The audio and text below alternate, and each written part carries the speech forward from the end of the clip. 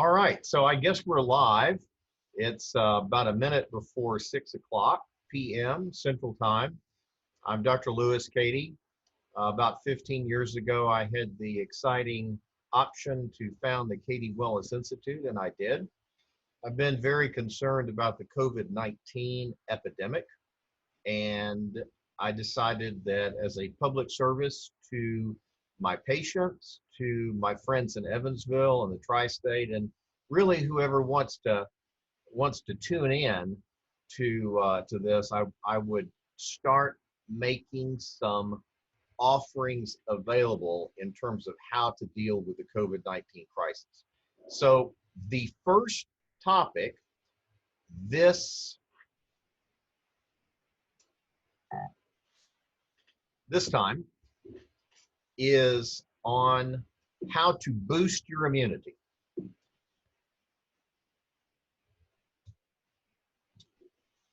This is the first of 5. The one next week will be on dealing with the psychological stress issues of being cooped up.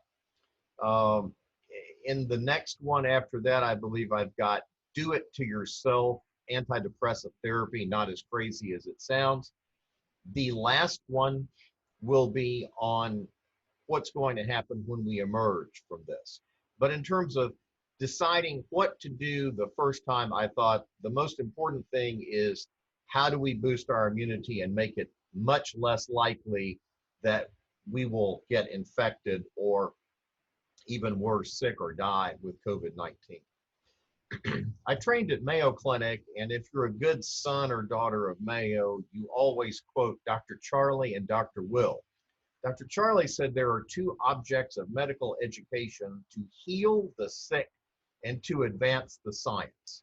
And Dr. Will said the glory of medicine is that it is always moving forward, that there is always more to learn. And no time has that been more clear than in the current COVID pandemic. Just to put this in context, I did train at Mayo Clinic in psychiatry, which the Scientologists consider an industry of death. I just thought I'd put it there for some color commentary. But as I started my practice of conventional psychiatry in 1993 in Evansville, I found that I couldn't get all of my patients totally well with just conventional medication.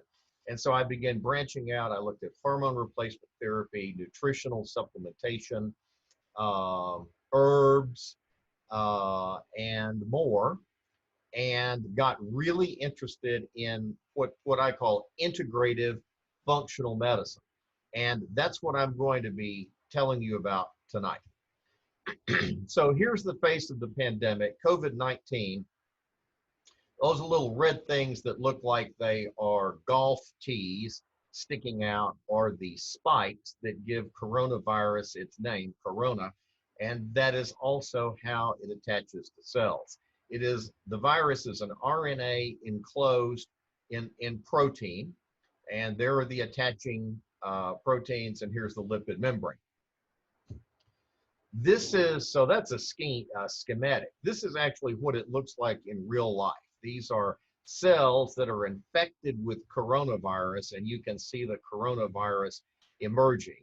As many of you, I'm sure, know, viruses work by taking over cells, hijacking them, using the cells' machinery to make more little copies of themselves, then blowing up the cell and going and infecting others.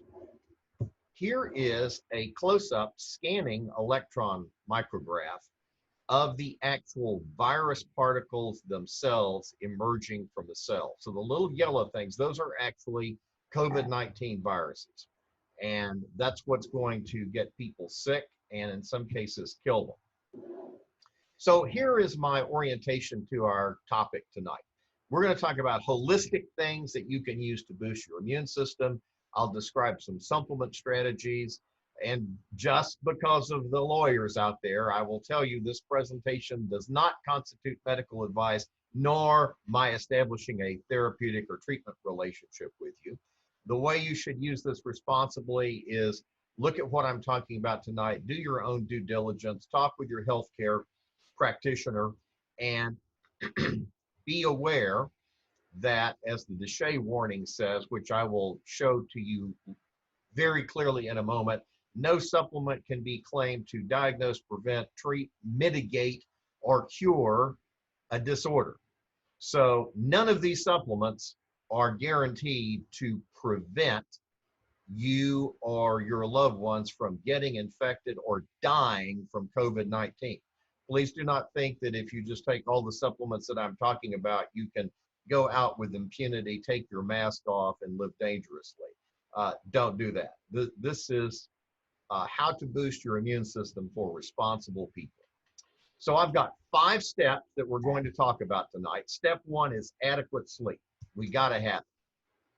So whenever I'm thinking about explaining something to people or doing a program, I always go to pubmed.gov. It's the National Library of Medicine online, and I like to see what the medical literature says. Now, I'm going to be showing a lot of those tonight, but I promise we're not going to get bogged down in the minutia. So let me model it on this. This is a study of about 57,000 female nurses. That's an adequate N, as the statisticians call it, in the Nurses' Health Study. And they were free of any kind of disease, and they had no prior history of pneumonia. So what they found was when they age adjusted the relative risk for pneumonia, if a nurse slept less than or equal to 5 hours per night, her risk was 1.39. Her relative risk was 1.39, which means 39% above baseline. If, however, the nurse herself perceived inadequate sleep, in other words, I know I'm not getting adequate sleep, and she's subjectively aware of that, or he's subjectively aware of it, the relative risk was 1.5, which means 50% increased risk. So take-home message, if you feel like you're not getting adequate sleep at night, you've got a 50% increased risk of pneumonia, at least if you're a nurse in this study. This was another study on sleep and nutrition interactions implications for athletes, and the take-home message is there in yellow at the bottom. Sleep has been shown to have a restorative effect on the immune system, and this is all about boosting the immunity tonight. Let's see, I think I've got a glitch here. I beg your pardon. Just one moment. And I've got Elizabeth Harrington and Corinne Floyd in the background. Hopefully they're not panicking. All right, they've helped me set this up. All right, let's try this again. So here are my common sense sleep tips. A regular set bedtime and wake up time. Don't take naps during the day. No big meals within, and I left some range here, 4 to 6 hours of bedtime. No vigorous exercise within 4 to 6 hours of bedtime. No caffeine within 6 to 12 hours of bedtime. It depends on your cytochrome P450-1A2 genotype. That is how you break down caffeine in your liver. And some people are poor metabolizers, which means if they drink caffeine at 11 o'clock in the morning, it could keep them up at night. And then there are others, the hypermetabolizers, that could have 3 or 4 cups of espresso at Starbucks and go home and sleep like a baby.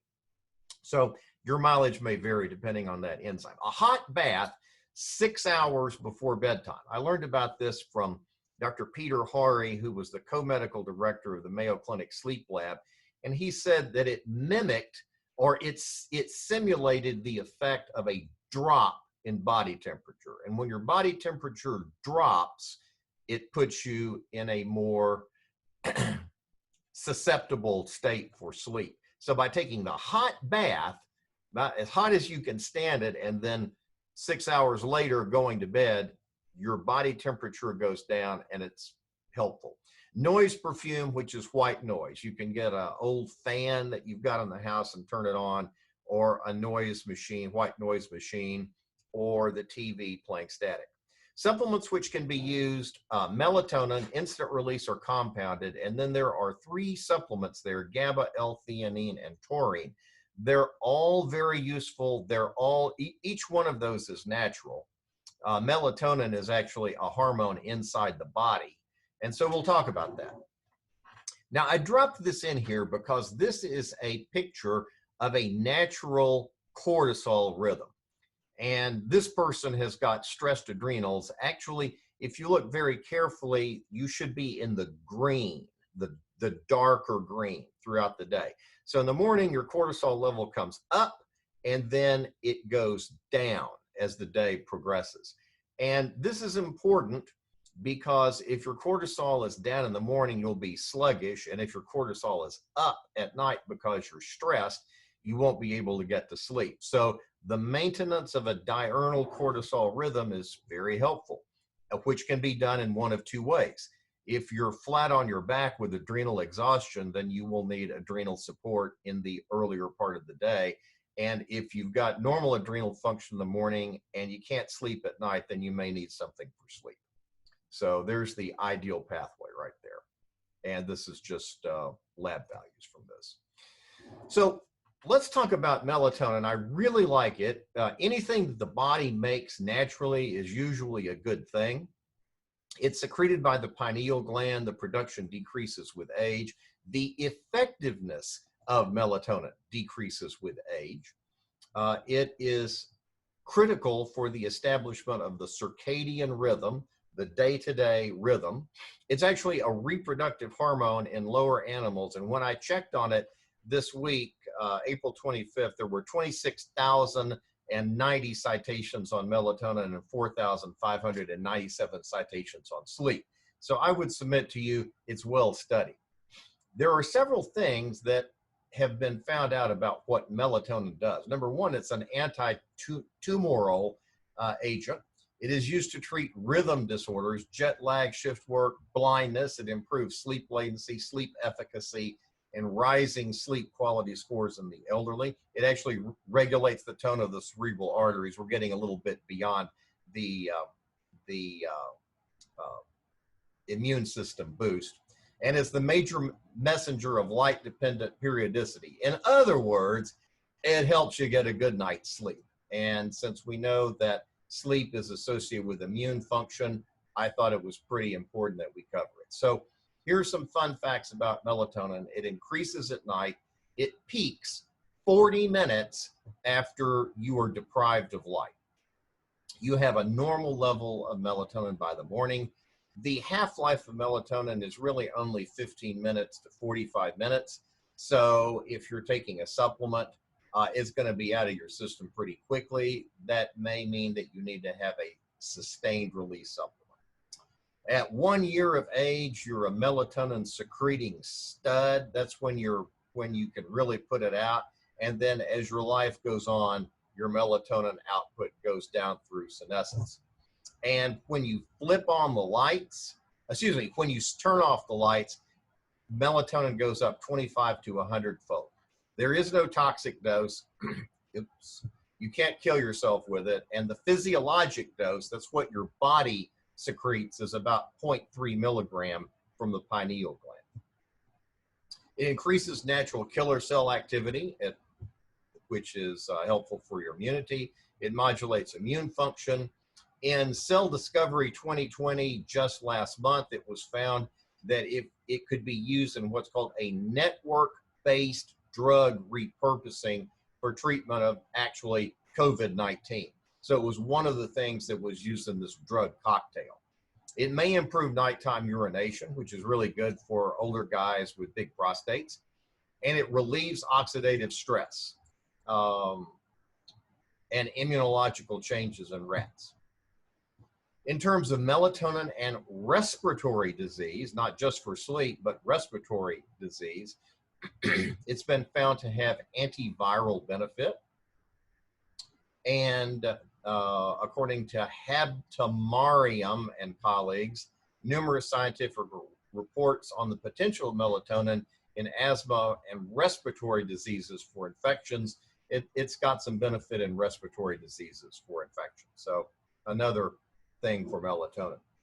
This is this magnificent graph here, which I spent hours and hours on, no, just kidding, shows what happens with a regular dose of melatonin, where it comes up shortly and basically in 2 hours, it's all gone, versus a sustained release, which comes up and hangs around for a while and then drops off by about 6 hours. So you may need to actually use some of each, a regular instant release and a sustained release melatonin. And by the way, I'm preparing a handout on all of the supplements that I'm talking about. Make sure we have your emails. Send us a query, want to have the handout, and we'll send it to you. So 10% of people that you give melatonin, they have no benefit apparently at all, but it's still a healthy supplement. 1% of the population has a paradoxical energizing effect. So you take it and suddenly you're filled with energy, and the last thing in your mind is sleeping. And then when you wake up in the morning, you're groggy and you just want to crash. 1 out of 100. So be aware of that. It's not really effective for those that are addicted to sleeping pills. And if they are, the way to use melatonin is high dose melatonin, get it up to a really good dose, and then taper off the sleeping pills. So that's step 1, good sleep. Step 2, decrease your stress. Stress suppresses the immune system. It upsets the digestive and reproductive systems. It increases your risk of heart attack and stroke, which most of you know. It shrinks the hippocampus up in your brain, which is where you store short-term memory. So, and it does it by increasing cortisol, and cortisol is what shrinks the hippocampus. By the way, the happy ending to that story is decreasing the stress, taking care of your brain, the hippocampus plumps back up again. Common causes for stress: pessimism, like when is this thing going to be over? Inability to accept uncertainty, rigid thinking, lack of flexibility, negative self-talks. And this is what Daniel Amen, my friend and colleague, calls ANTs, automatic negative thoughts, unrealistic expectations, and an all or nothing attitude. Don't do that to yourself in your head. When we look at the top 10 stressful life events, this was from Siegel, Smith, and colleagues, 4 of the top 10 stressful life events may be seen with the COVID-19. Number 1 is imprisonment. Getting locked up in the slammer is stressful, but also being locked away with the current social distancing policies. That probably has milder effects than incarceration, but still it's going to have some. Injury or illness, if you're sick or you have a loved one sick, that's going to be stressful.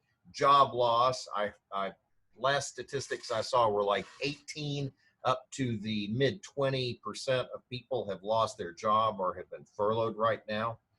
And retirement is when you step away from what your life was all about. And that's what a lot of people are having to do with COVID-19. So I would suggest that COVID-19 and all of the assorted manifestations is an extremely stressful event. So here are just 3 citations. Again, I'm not going to bog down. I've got the references in yellow there, so you will know I'm not trying to put one over on you. And these are peer-reviewed articles. So Gahn and colleagues said that stress aggravates mucosal and immune damage in a mouse model. And the reason for a mouse model, you say, well, what about humans? Well, you can stress mice much better than you can humans, because if you stressed humans the way you stress these mice, the Institutional Review Board, IRB, wouldn't let you do the study. So this was a way to look at, do stress mice have damage to their mucosa and the immune system? And the answer was yes. Sargent and colleagues found that stress causes death of leukocytes, the white blood cells, and their stem cells, the things that make white blood cells. And the more severe the damage comes with the longer the exposure.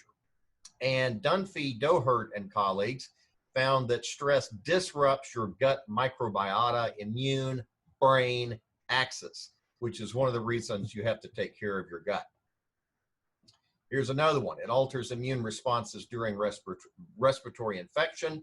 A study of Thyler's murine encephalomyelitis virus, which is a mouse model of multiple sclerosis, found that the stress hormones, the glucocorticoids, were associated with decreased T cell function, which you need to battle this virus. And it also makes herpes simplex virus type 1, that's the chicken pox, the shingles, the herpes zoster, the mouth ulcers. It makes it worse via an increase in the glucocorticoids. So that's what stress will do to you. Not much of it good. What to do about it? First of all, I suggest you avoid catastrophizing and fortune telling. The reference that I've got here is the David Burns book, Feeling Good, the New Mood Therapy.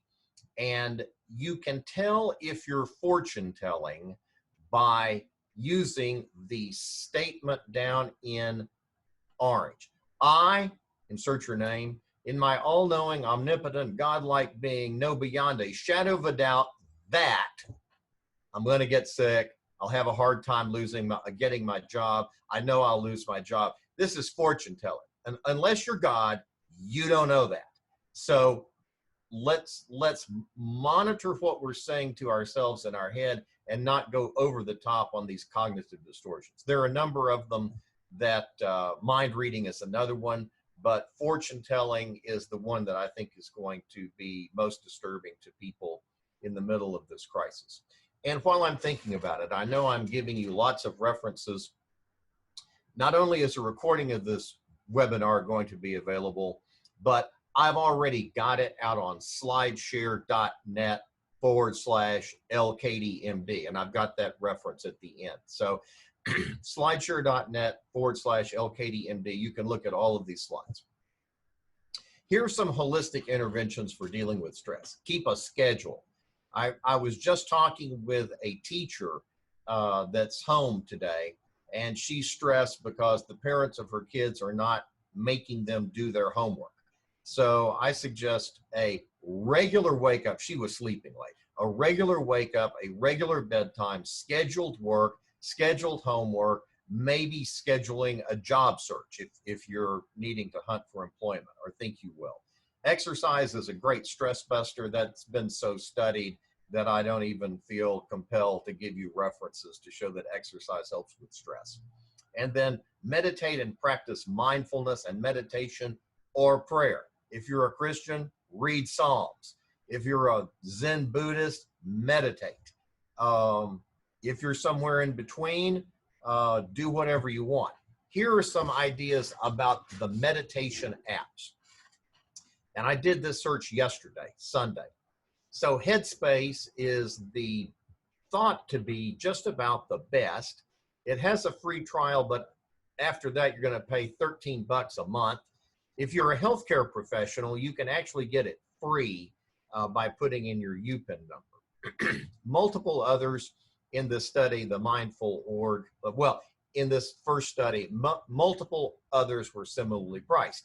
So I went looking for free mindfulness apps. So there they are. Insight Timer, Smiling Mind, Stop, Breathe, and Think, UCLA Mindful, and 10% Happier, and they're platform agnostic. They'll work on either Android or iOS.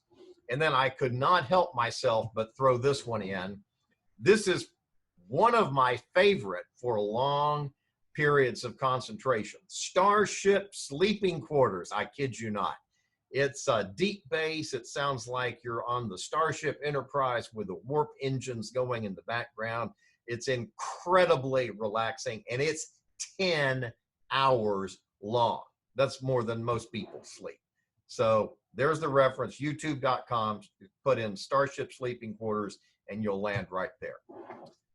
That's the second thing. So number one was sleep. Number two, decrease stress. Number three, step three, eat your fruits and veggies. Boost your antioxidants and consider vitamin C supplementation. So I'm going to tell you about this. We can, in fact, measure carotenoids and antioxidants at Cady Wellness Institute and other healthcare facilities, some. You can have a 30-second scan painlessly that will read out your carotenoid level from your palm on a beam of light. I know it sounds crazy, but it's actually been supported in the peer-reviewed literature. So let me start with the expensive way to do it. This is an expensive way to do it. This is a urine test, and you'll see that vitamin C in this person is higher range of normal, but it's certainly not pegged out on the right. Unfortunately, the N-acetylcysteine, NAC, which is a precursor for glutathione and a chelating agent is down in the bottom. So this is about a $300+ test. This is about a $300+ test. And this one's painful. This one you have to get stuck for blood. In both of these, you have to wait 3 weeks to get the results back. The net impression on this was the patient had profoundly low antioxidant state. This is a picture of me a few years ago and my then office manager, Claudia Brantley, showing the biophotonic scanner that we use in our practice. We love it. We use it all the time. I personally monitor my own antioxidant scan score with that. And just a few reference articles to show that this isn't hocus pocus. This was published in British Journal of Nutrition 2013, and they looked at 6 different measurements on this Raman spectrometer, and found that it was really well correlated with a single measurement. So you do it one time and you're good. You don't have to do it 6 times once a month. One time will give you a good assessment of your antioxidant state. This is another study that showed the totality of the evidence supports the use of the skin carotenoid status as an objective biomarker of fruits and vegetable intake. And you're asking yourself, so what's this all about? Why is this dude so hot to trot on fruits and vegetable intake? And I will show you in a minute. This is perhaps one of my favorite studies in all of the peer-reviewed literature. I know it, I love it. I'll show you this up in the top. If you go to PubMed and type in Akbarali EVA, it's the 5th one down from the top. It's been in the 5th spot for a while. So the EVA is the Epidemiology of Vascular Aging Study, and this is what was studied. 1,400 people, ages about 59 to 71. It lasted 9 years. They found that if you were a man in the lowest quintile of carotenoids, you had a 3-fold increase for death of anything. That's all-cause mortality. And about a 72% increased risk of cancer. Women, it did not differentiate. And the conclusion was total plasma carotenoid levels were independently associated with mortality risk in men. Now, keep in mind, I didn't say it would raise your risk for COVID-19 death and infection if you were in the lowest quintile, but follow me carefully for a moment. I want you to understand that this is associated with mortality. So when we look at antioxidants, which is what that scanner measures, carotenoids equals antioxidants, and this says antioxidants equal immune function. So as of Saturday, 19,633 citations on antioxidant and immune function. Here's a smattering of some of the things that I picked out from this 2017 article. Vitamin C supports epithelial barrier function against pathogens. Now, what does that mean? It means, and I've previously talked about decreasing stress, improving mucosal strength. So in order for the COVID-19 virus to get you, it's got to penetrate your epithelium and inside of you, your mucosa, to get to the cells to infect. So vitamin C supports the barrier function against pathogens.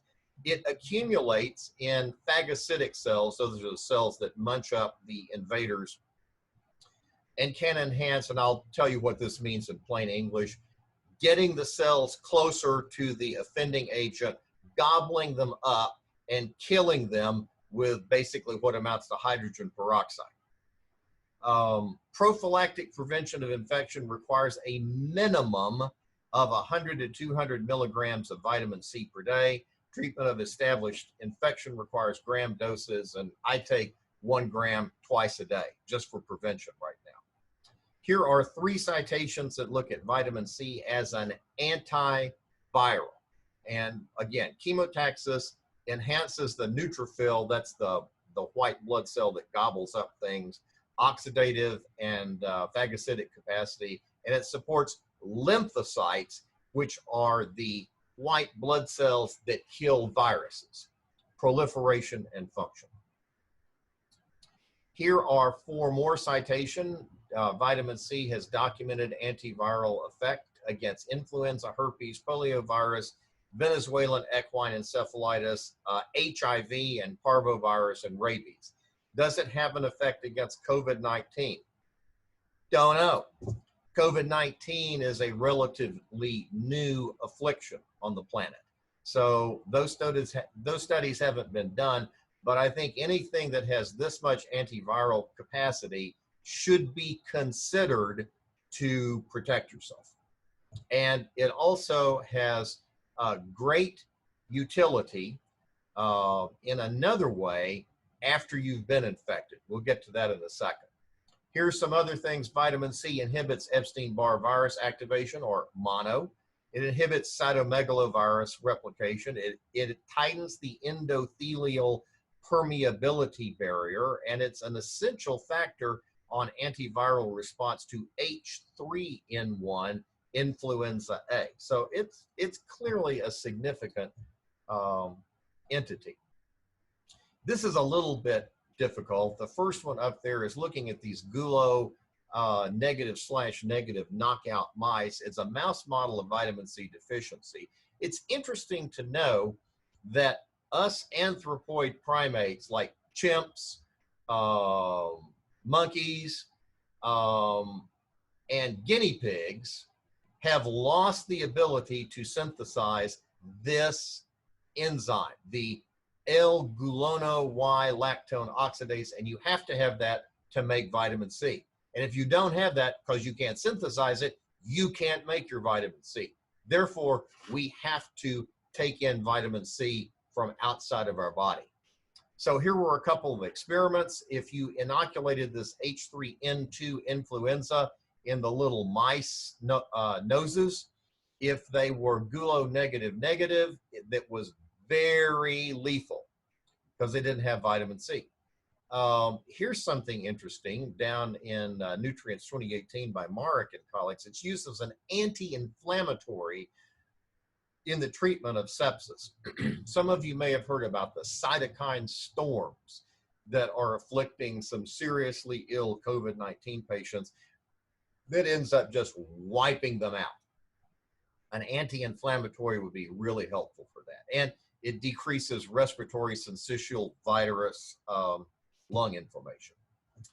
Here are 2 studies on sepsis and basically cytokine storm. So the Merrick article, 2018, sepsis is associated with an acute deficiency of vitamin C. Vitamin C and the steroids and thiamine can act synergistically to reverse sepsis-induced organ dysfunction. At the very bottom, April 2020, this month, in Pharma Nutrition, Boretti and Bannock published that IV vitamin C could be helpful in the reduction of cytokine storm in acute respiratory distress syndrome. And that's what happens to COVID-19 patients when they get really, really sick. They have acute respiratory distress. So I'm a big fan of vitamin C. If I was lying in a hospital bed with COVID-19, I would want multiple gram infusions of vitamin C per day. Now, in that first functional test that I showed you that had the N-acetylcysteine and the vitamin C, what's that all about? Well, N-acetylcysteine is the substance that you need to take into your body to make glutathione. And this study by Wang and colleagues showed that N-acetylcysteine by itself suppresses viral replication. Another study found that it reduced the frequency of respiratory influenza-like episodes, severity, and length of time in bed. It is a potent antioxidant, which harkens back to eat your fruits and veggies like your mama told you. And I could not stop myself with the vitamins. I've got to show you one on vitamin E. So this is showing what vitamin E does. It activates, and it's in the red box. It activates your T cells. It activates your B cells so you can make antibodies against stuff.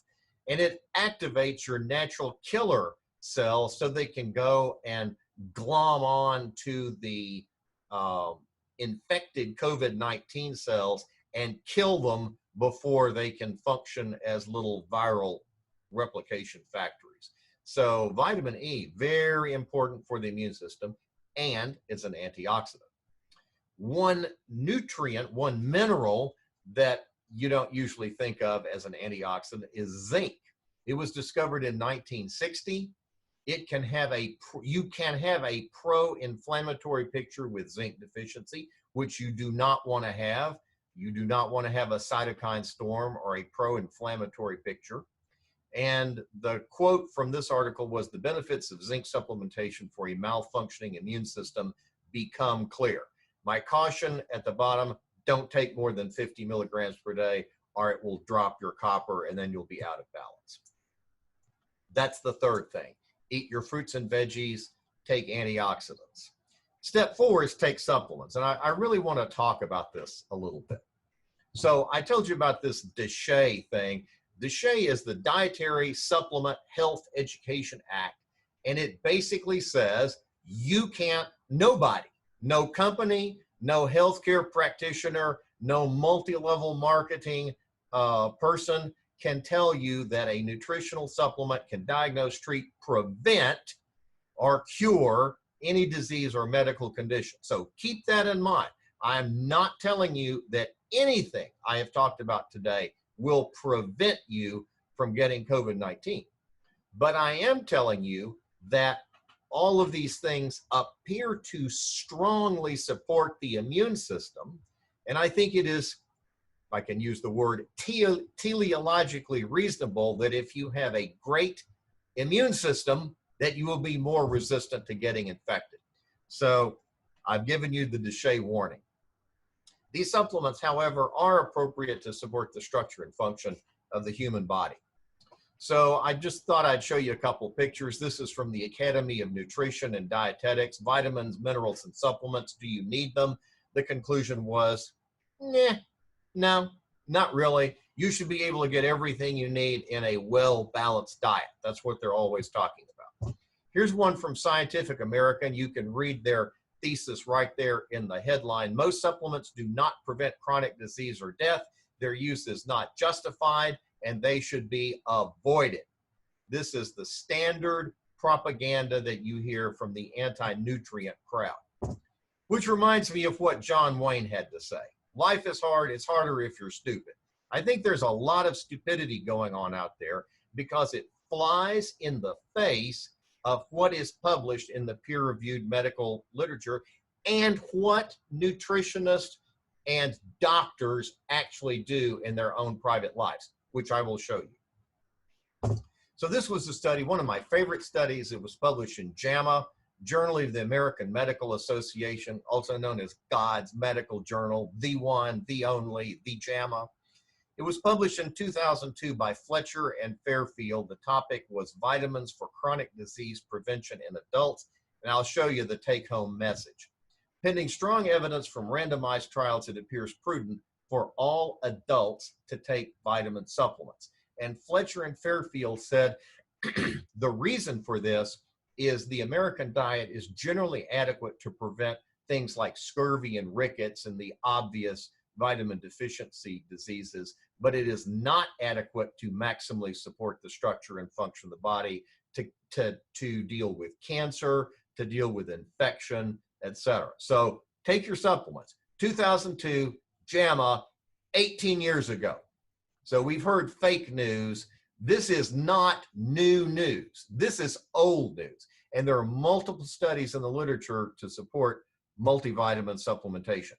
I like what George Soros had to say about it, despite he's not in the Donald Trump fan club. He said, once we realize that imperfect understanding is the human condition, there is no shame in being wrong, only in failing to correct our mistakes. So I want us to correct our mistakes if we're making them in terms of our appreciation of supplementation. This is what my colleagues and the dietitians actually do. More physicians and nurses take supplements than recommend them. So let me see if I've got this blown up. I don't. 24% of physicians and 31% of nurses and advanced practice nurses say they always or frequently take vitamins. Here's another breakdown. 64% of women physicians are on a multivitamin or a multivitamin and a multimineral system.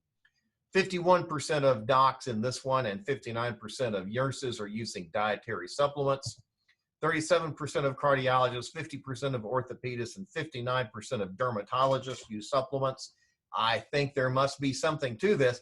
And remember the American Academy of Dietetics journal article that said, you really don't need to do it. Well, 3 out of 4 of the dietitians, who I assume were card-carrying members of their professional organization, were regular users of nutritional supplements, in spite of the fact that their journal said, you really don't need to do it. So they must clearly know something about getting adequate nutrients. So today's reality, 68% of Americans take a dietary supplement. 55% of people trust their doctor for a recommendation, yet doctors don't talk about it. I'm talking about it now. I talk about it with my patients. Most of my patients are on a supplement or 2 at least. All right, so speaking of supplements, here's a solid 1-2 punch that you can use: vitamin D and probiotics, and there's a lot of evidence for both of them.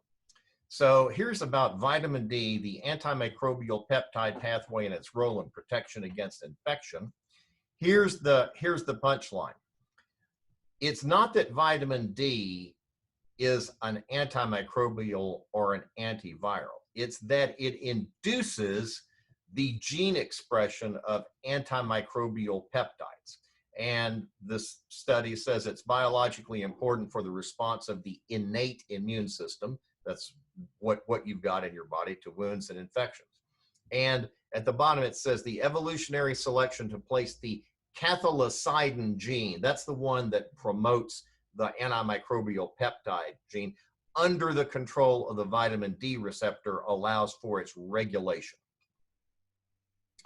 So here are a couple of structure diagrams. The one that I want you to pay attention to is the one on the bottom right here, cholecalciferol, vitamin D3. This is the active form.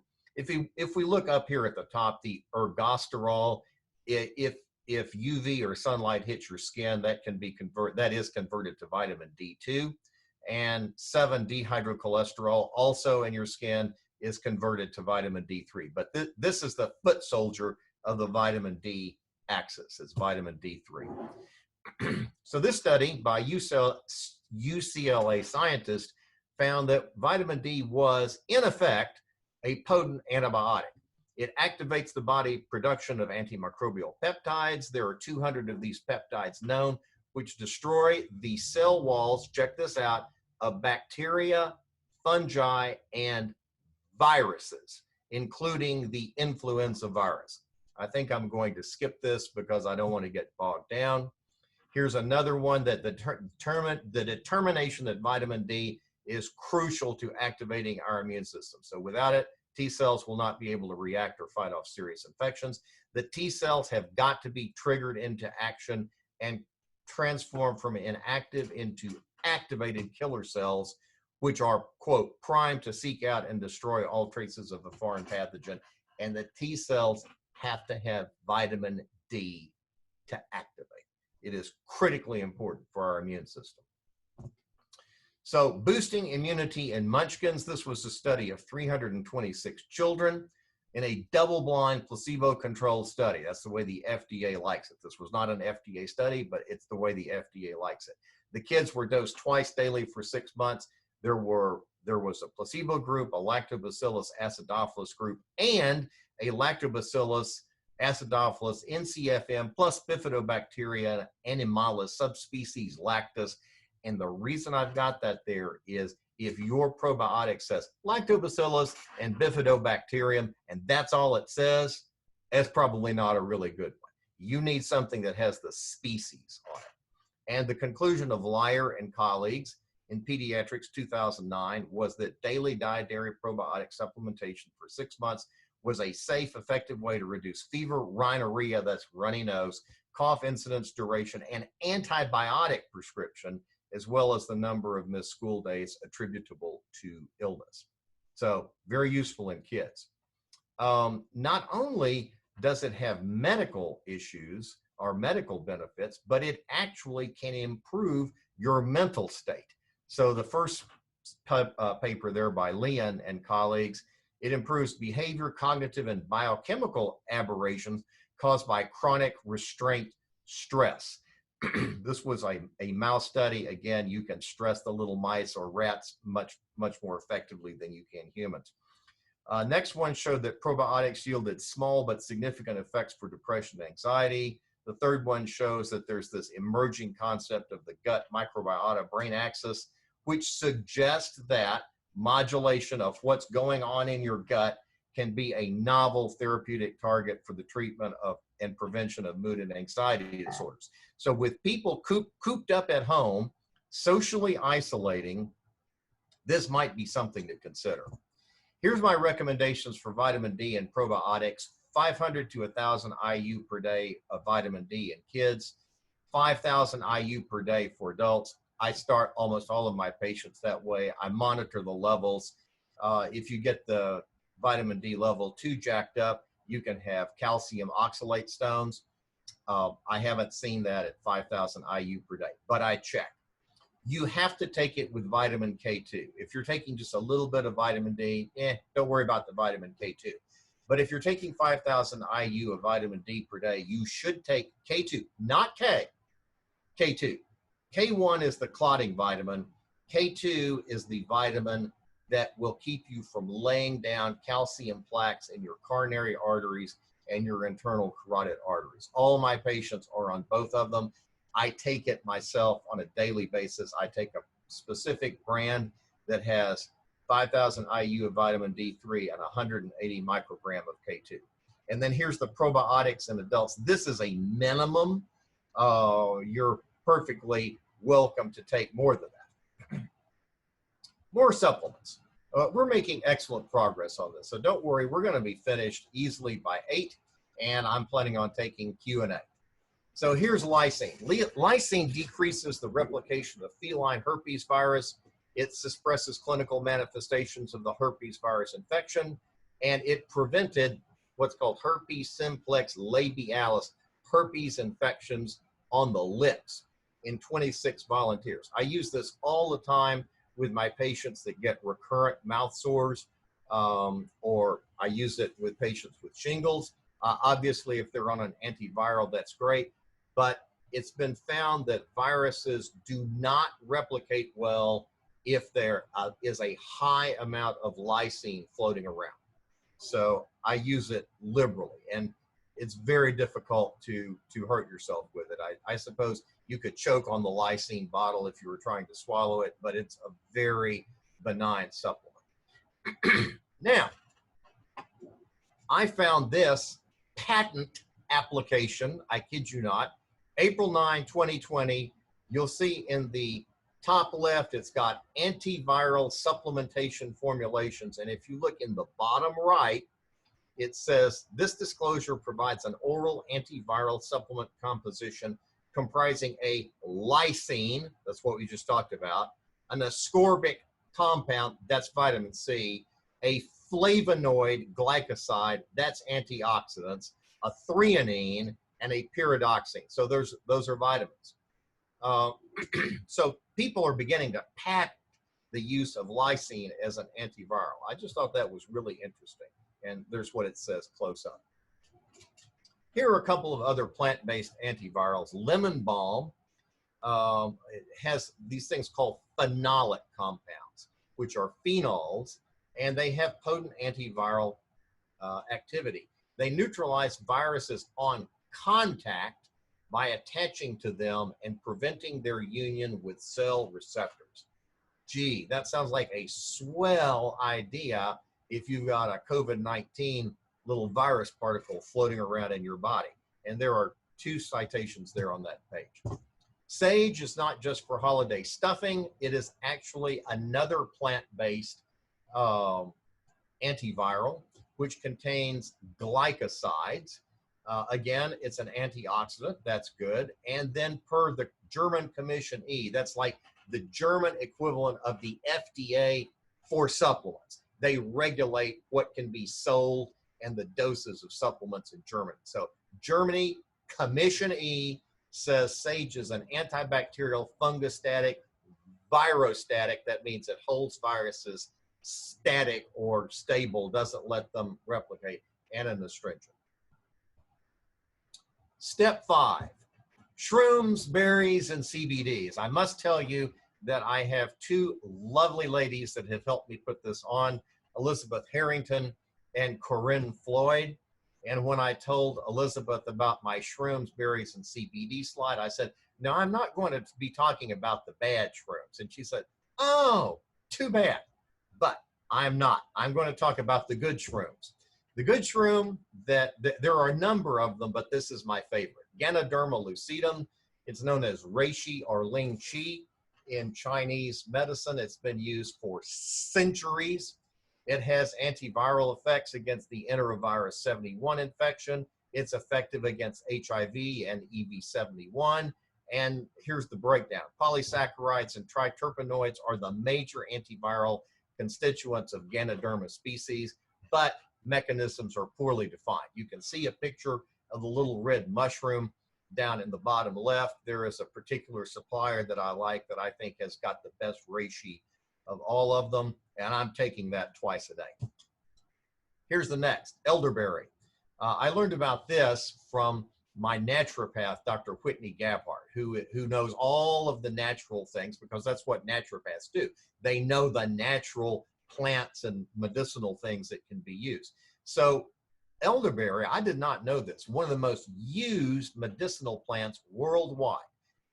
Antiviral and antimicrobial properties have been demonstrated, and the FDA itself has categorized it as generally recognized as safe. Another study on Sambucus nigra, which is the name for elderberry, and a couple of others said it holds promising specific antiviral activities, scientifically proven through studies on experimental and animal models.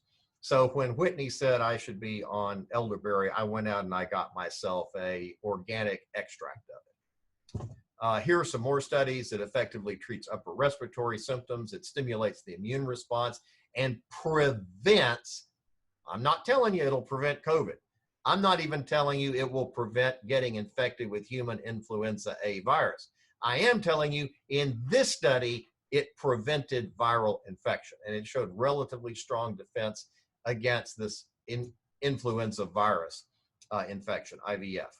And also, this is pretty interesting. So this is a little bit more advanced, but I think you're up to it. I told you about the cytokines and how they can, the cytokine storm can take you out if you have COVID-19. So too many of them, bad idea. Not enough of them, also a bad idea, because the inflammatory cytokines are there to help you kill stuff. It's only when they get out of control that they're bad. So this study in 2001 showed that elderberry increases the inflammatory cytokines, and it named them. The IL-1 beat, tumor necrosis factor alpha, IL-6, IL-8, and all of these cytokines were increased 2 to 45-fold. So it seems, although I have not reviewed the entire literature on this, it seems that this really improves the ability of the body to fight infection via the production of an appropriate amount of the inflammatory cytokines. Here's the CBD and cannabidiol reference. I looked at this very carefully. There are 2 articles on PubMed that support the use of CBD for the treatment of hepatitis C and Kaposi sarcosis, for the treatment, not prevention, treatment. And one article reported a decrease in neuroinflammation in a virus-induced animal model of multiple sclerosis.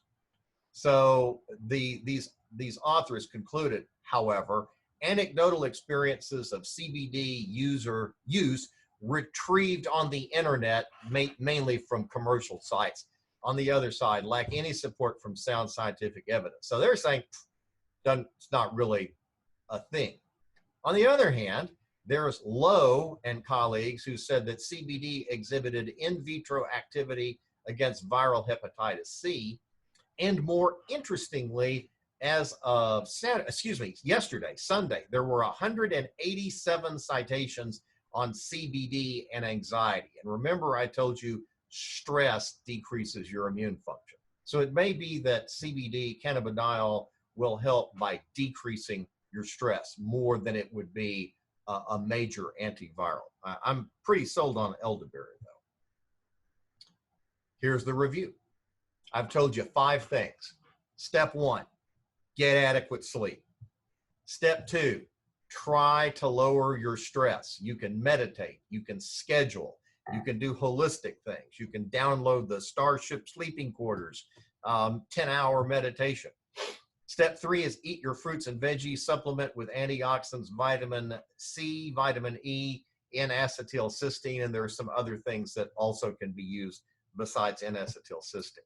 Step 4, take your supplements. I like vitamin D and probiotics, plus all the other ones that I was telling you about. And then we talked about shrooms, berries, and CBD. Step 5. They're the 5 steps. So I read a book one time called Practicing Radical Honesty. It was a really good book. So here's radical transparency. This is what I take. I take a multivitamin, multimineral fish oil nutritional system, 1 packet twice daily, and I know it works because I get myself scanned on the biophotonic scanner, and my scan score is about 65,000, which for those of you that don't know the scores, that's an A++. It means I'm covered. And in addition, I try to eat healthfully. I take the vitamin D plus K2 daily. I take vitamin C, 1,000 milligrams twice daily. I take 1 tablespoon of organic elderberry syrup daily, although doses up to 4 times a day have been talked about. I take an immune formula complex. I take a daily probiotic, and I take reishi twice daily. That's what I do. Here's the future view of upcoming events. Next Monday, May 4th, I will talk about how to cope with the psychological impact of COVID-19. The next week, I will talk about do-it-yourself treatment for depression without leaving your home, not as crazy as it sounds. Number four in the series is going to be very interesting, how to save money on your health care, how to pay reasonable money for excellent care. I found that many of my patients have had their money horribly wasted on prescriptions that other doctors have given them, some that cost $300, some that cost $1,000 that don't work. And then after you get it and you can't tolerate it because you're puking your guts out after you take 2 or 3 of them, you got a $1,000 prescription there that's no good to you. So there are ways to beat that. And finally, designing your future, what's coming next. I'm really excited about that because we know that ultimately this pandemic is going to end. And how are we going to come out from our caves at that point? A few other things for your knowledge. Recordings of these webinars should be, they won't be now, and it'll be a day or 2 before they come up, but they will be on the CadyWellness.com/hope page. Or if you can't remember that, just remember, I'm Cady, I have a Wellness Institute. Go to CadyWellness.com, click the webinars button at the top, and it'll be there. The slide deck for the presentation I just gave is live on slideshare.net/LCadyMD. I'll be happy for you to use the slides, go over them, check out the references, use it as a springboard to stimulate your own thinking on the matter. And then I've got handout goodies via email if desired. If you want it, make sure we have yours. So here's what it looks like on SlideShare. There it is right there. Boosting your immunity during the COVID-19 pandemic, front and center. I'm going to close with one of the Mayo boys again, who said, "For me, the practice of medicine has opened the door to the greatest adventure in life. Medicine is like a hallway lined with doors, each door opening into a different room and each room opening into another hallway again, lined with doors. Medicine is always wonderful and never will be finished. Now, it's a great quote, but if we think about that, each room opening into another hallway, we have now entered the hallway of COVID-19, and there are doors off to the side with things that we can do to protect ourselves. And so it's going to be an adventure. I'm not planning on getting infected with it, and if I do, I'm planning on having a very mild case. So that's it for tonight. Thank you for attending. Great to have you here. I believe that my minions behind the scene are working on the questions. There's one of them right there, Elizabeth Harrington, and I am going to stop sharing my screen. Here I am. And Elizabeth, I'm ready for Q&A. You might want to get rid of my personal. Oh, you look fine. I love the flowers. So anyway, here's so much for not being on screen. So Dr. Cady, there are quite a few people who may not know you. And I thought it was interesting, though, just as we start, that the many references, not too many, but many references. And since I live in Minneapolis, home of the Mayo Clinic, this was of particular importance to me. But maybe you could just explain your connection, because I think that's Mayo? Important. Yes. To Mayo. Yes. Well, I was a good old boy from down home that grew up with the goat ropers in Northeast Texas, and I had the misfortune to be gifted at the piano.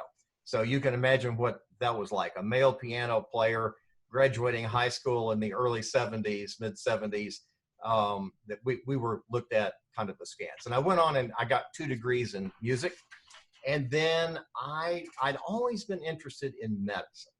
The medical doctor shows were always my favorites growing up. So I decided, you know, now or never.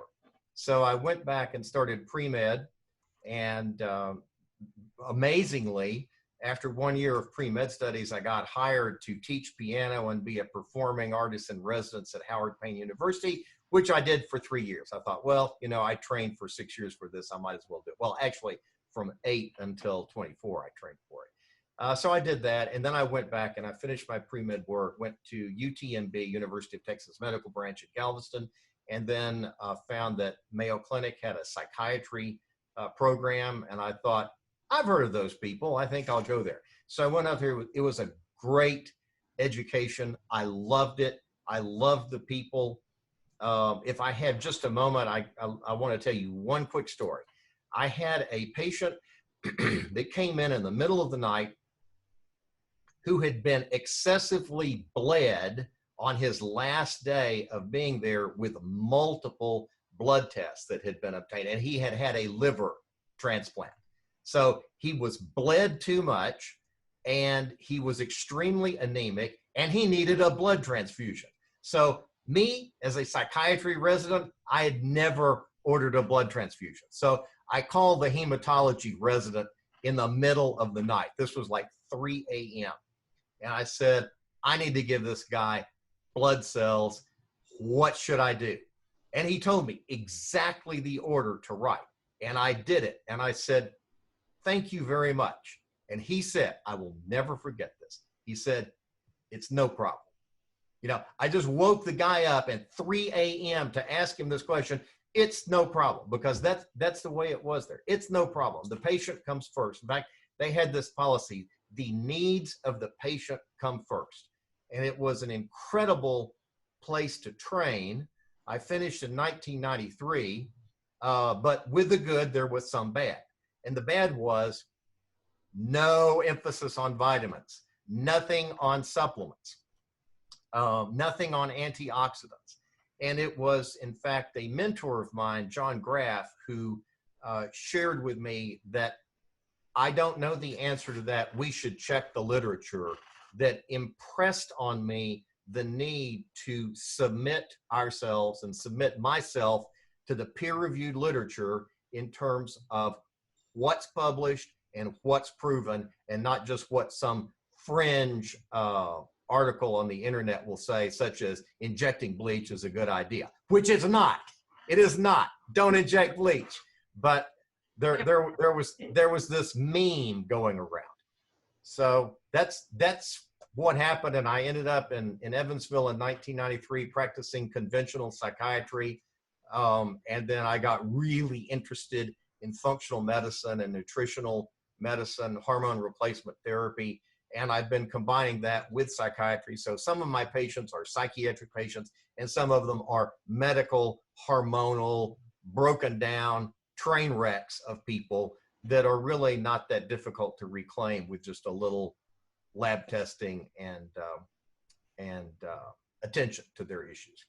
And following all of those steps that you just outlined for the COVID-19 would probably help with them as well. Would help Exactly. with everyone. Exactly. You know, Elizabeth, I see 13 things down there in chat, and I think I've seen Yes. some questions come in. So should I click that at this point? Well, you can. We were going Let's to do do it. that for you, but let's do that. All right. All right. So here we go. So let's see here. Hi, welcome to the chat. Hello from Southwest Florida.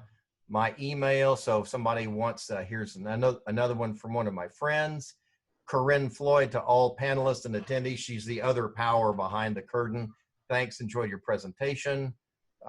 Thanks. From Mike McIntosh. He wants to know, elderberry capsules is effective. Probably. I haven't done a study on that. I haven't looked at the literature. I'm not entitled to an opinion on that. But I would say if it's organic, if it's high potency, if it comes from a good source, it would be reasonable. Cheryl DeBrone wants to know, what if we don't have vitamin K2 to go with our vitamin D3? Get it. That's what I would say. The GNC has it at 100 microgram. You can take 2 of them. That's good enough. But if you are on, if you're on 500 to 1,000 IU of vitamin D, you probably don't need the K2. But if you want the ultimate in wellness and health promoting benefits, and you don't want to plaque out your carotids or your coronary arteries, I would strongly suggest being on the vitamin K2. Let's see here. Okay, thank you, Julie. Thank you, Penny. How much, here's a great question. How much NAC per day? And I was looking at that. That's actually in the handout, but I'm not gonna make you wait for it. Anywhere from 500 to 750, maybe up to 1,000 milligrams 3 times a day, or as much as you can tolerate. Now, here's the problem. NAC does tend, or let me edit that. NAC may be associated with gastrointestinal upset. So if you're taking a lot of it and you just can't deal with it in your gut, then there are other supplements that you can take, and that one is in the handout. It's D-ribose L-cysteine. It's a not from nature, newly synthesized chemical entity by Dr. Herbert Nagasawa, who is a brilliant, or was a brilliant researcher and published on it. Let's see. So that's how much NAC per day. By the way, if you're a teenager that has a Tylenol or acetaminophen overdose, or anybody that has an acetaminophen overdose, you are going to get gram amounts of N-acetylcysteine infused into your veins over 3 days. And I think it's like 20,000 milligrams at a time. It's high dose. It's non-toxic, and it will keep them from killing their liver with the Tylenol overdose.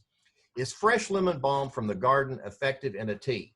Well, it'll probably taste really good.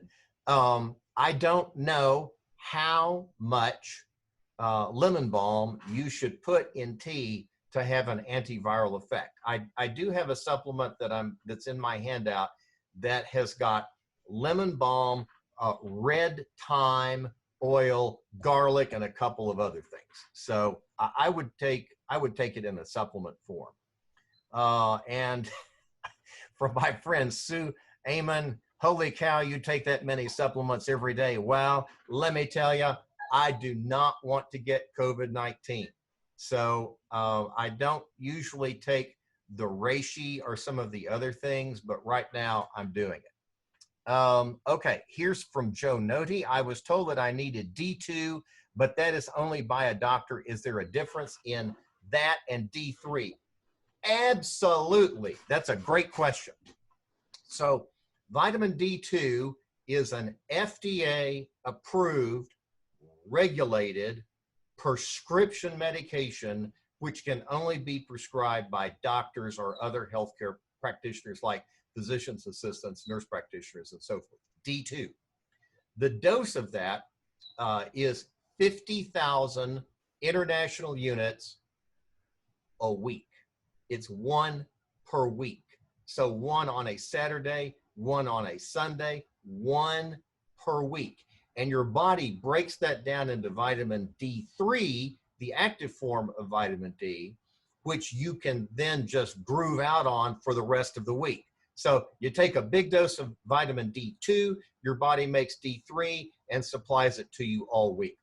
That dose, 50,000 IU, is equivalent to 5,000 IU of vitamin D3 from the health food store. Now, there are a couple of notions about this. The fruits, nuts, and flakes, and we want everything organic crowd would say vitamin D2 is a pharmaceutical it's a pharmaceutical product. We shouldn't take it. We should just take what the body uses at the receptor, the vitamin D3. So it's all about the vitamin D3. I don't care. What matters to me is how the patient is doing and what the patient's blood level is. I don't care if I get it up with vitamin D2 or vitamin D3. It matters not. Some people, like little old ladies with bad osteoporosis, that if I don't improve their bones quickly, they're going to have a fracture and fall. I've got on 10,000 IU of vitamin D3. And by the way, I definitely make sure that they're on K2 as well. So I hope that answers your question. Would you use the same dose of probiotic in teens as for adults? Depends on how big the teen is. If they've got an adult-sized body, 140, 150 pounds, yes. If not, and the other thing about probiotics, very, very good question. They're extremely well tolerated. So if you don't just want to be carpet bombing the teenager's gut with too many probiotics, you could do one every other day or one every other night, and that would be fine. Any comments on superoxide dismutase production from exercise, recent UVA study? Oh, that's a good question. Don't have a clue. Haven't looked at that. Although superoxide dismutase, it's either, I think that's an antioxidant, and your body would be producing it because the exercise is oxidatively stressful. I am not an exercise physiologist, so I cannot answer that question. But I tell you how we can go to pubmed.gov, all of us, after we get off, or those that want to know, and put in superoxide dismutase and exercise, and then see. But I have not read that study. I'm sorry. I failed you on that one. Any other questions? Well, that was quite a few. There were a few that came in, but you've answered them all. So there were a few other ones that were all about mostly NAC and vitamin C. So we're good. In fact, you're great. So what more can I say? That for anyone here, you'll be back next week, and that this hope to have you back. Yeah.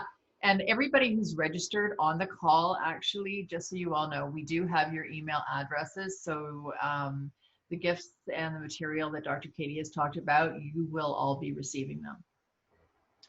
The other thing I'll mention is if they want to subscribe to our newsletter, which we send out, I'm not going to subscribe people to it if they don't want to be. So if you want to be subscribed on that, email back to us, say, yeah, I want the newsletter too. And it goes out variably, anywhere from once a week, which is what I'm going to be doing for this webinar series, to every 2, 3, 4 weeks. Well, that's great. And I would be remiss if I didn't end my participation by thanking Elizabeth Harrington again and Corinne Floyd for actually making this work. Um, It I'm is an just the honor. on-screen. I'm the on-screen talent. They're the geniuses behind how we did this. So really appreciate it. Thank you to both of you ladies. Well, the world needs to have this information, Dr. Cady, and we're all looking forward to learning even more. But this is a critical time to bring somebody with your expertise, knowledge, passion, and as I've known through the years of knowing you, your curiosity, your insane curiosity and open mind is something that we can all really value. So, Yes. and that's something else. Please, everybody, if you got enjoyment out of this, please share.